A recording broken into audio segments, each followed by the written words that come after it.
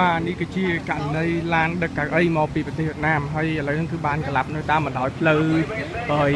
271សង្កាត់ហើយសង្កាត់ដង្កោខណ្ឌដង្កោភ្នំពេញបាទហើយទីតាំងដែលកន្លាប់នោះគឺទល់មុខនឹងក្រុមហ៊ុនហើយមេងហ៊ុយចំការដូងបាទ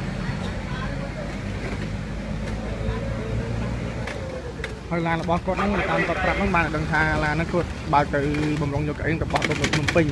តែគាត់បើកមកដល់ហ្នឹងគឺមានកលុកបាទធ្លាក់ចូលកង់ក្រោយហ្នឹងមិនដាច់កន្លាប់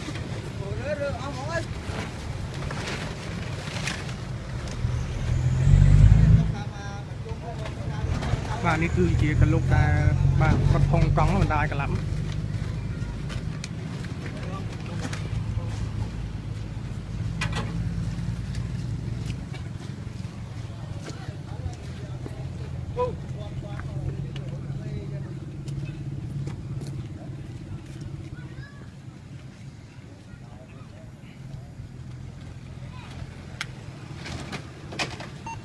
បាទហើយស្លាកលេខគឺភ្នំ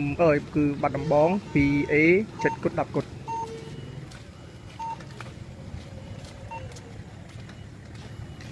បាទហើយវីដេអូនេះគឺជាវីដេអូរបស់ Package Hot News គឺក្រុមការងាររបស់ Package Hot News នឹងគឺបានចុះមកដល់ទីតាំងផ្ទាល់តែម្ដងបាទហើយសូមបងប្អូន Facebook ហើយសូមជួយ like និង share វីដេអូរបស់ Package Hot News ផងបាទសូមអរគុណ